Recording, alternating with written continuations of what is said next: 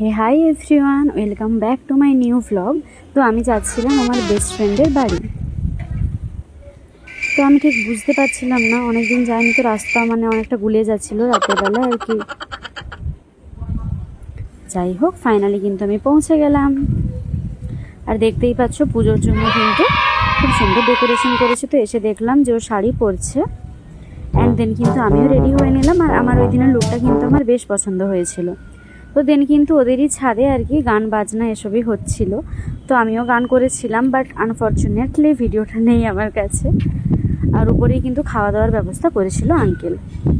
দেন ও গান করছিল, আর আজকে মানে ওই দিনটা ওকে এতটাই সুন্দর লাগছিল না যে আমি ওকে বারবার ক্যাপচার করছিলাম। তো ওর মামার সাথে বোনের সাথেও ডুয়েট গান করেছিল।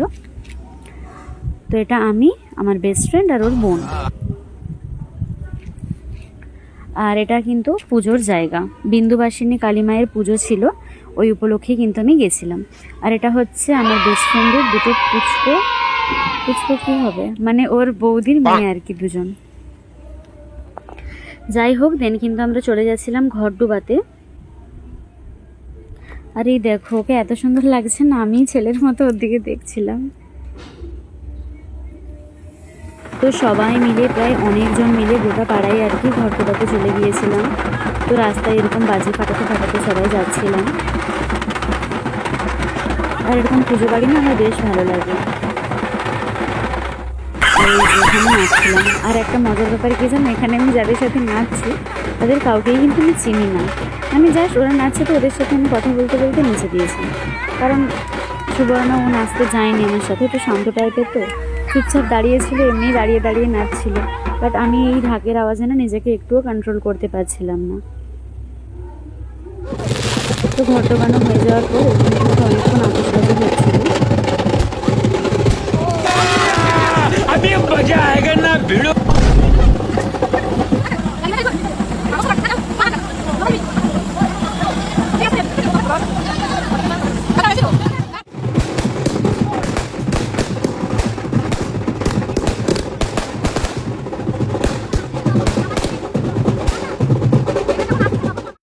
সব কিছু হয়ে যাওয়ার পর আমরা আবার ওদের বাড়িতে এলাম।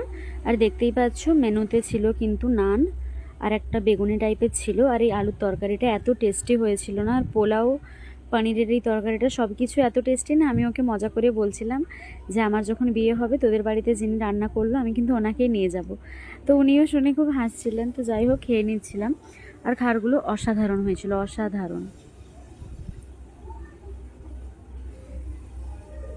তো এখানে সবাই এখন খাওয়াতে ব্যস্ত, যেহেতু সন্ধ্যে থেকে সবাই আর কি নাচানাচি ঘোরাঘুরি এসবেই ব্যস্ত ছিল। আর এটা হচ্ছে ভোরবেলাতেও একটা ওই গাছ বোম টাইপের ফাটছিল আর কি। তো ভোরবেলা উঠে পড়েছিলাম, অ্যান্ড ভোরবেলা উঠে কিন্তু স্নান করে রেডি হয়ে নিয়েছিলাম ভোরবেলা পুষ্পাঞ্জলি দেবো বলে। যেহেতু আগের দিন থেকে আমি নিয়ম করেছিলাম পুষ্পাঞ্জলি দেবো বলে আর কি। তো এখানে মায়ের পুজো স্টার্ট হয়ে গেছিলো। আর এই হচ্ছে আমি আর আমার বান্ধবী, আমার সখী। তো যাই হোক, পুজোর পর সবাই এখানে আরতির আশীর্বাদ নিচ্ছিল। আর এখানে ঠাকুরমশাই কিন্তু আরতি করে নিচ্ছিলেন, অ্যান্ড শেষে কিন্তু বাতাসা হরিলোট হচ্ছিল। আর এখানে না আমার মাথায় প্রায় 4-5টা বাতাসা পড়ে গেছিলো, মাথা আলু হয়ে গিয়েছিল। আর এখানে শাড়ি পরেছে, একটু কাজল পরেছে, একটু ঢং না করলে হয় ক্যামেরার সামনে, তো সেটাই করছিলাম আর কি অনেকক্ষণ ধরে।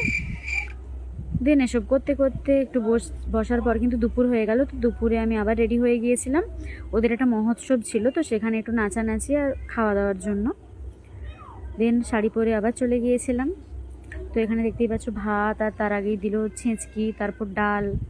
আর এই যে প্রসাদটা না খেতে সত্যি দারুণ লাগে, কার কার ভালো লাগে জানিও। আর এই যে কুমড়োর ঘন্ট কিন্তু এভাবেই খাবান বাড়িতে আমার ফেভারিট। খাবান বাড়ি মানে এই ঠাকুরের যে খাবান বাড়ি হয়। তারপর কিন্তু শেষ পাতে মিষ্টি, পায়েস, চাটনি সবই ছিল। আর এটা হচ্ছে পরের দিন সকালবেলা। তো অনেক কিছু মেনু রান্না করবে আমার বেস্ট ফ্রেন্ড আমার জন্য।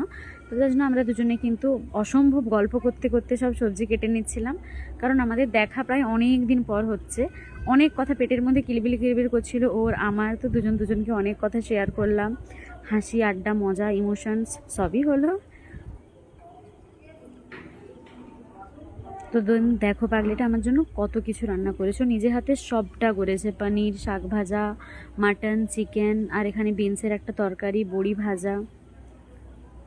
তো দিন আমরা একসাথে খেয়ে নিচ্ছিলাম।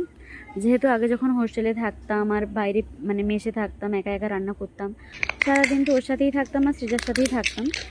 সৃজা আসতে পারেনি কারণ ওর কলেজ বন্ধ করা যেত না, তো আসলে আরও অনেক মজা হতো। তো যাই হোক, তারপর কিন্তু 2 দিন পর আমার বাড়ি যাওয়ার সময় হয়ে গেল। দেখতেই পাচ্ছ ওরও খুব মন খারাপ আর আমার কিন্তু অনেক মন খারাপ ছিল। জানি না আবার কবে দেখা হবে। তো জানিও কেমন লাগলো। Thanks for watching.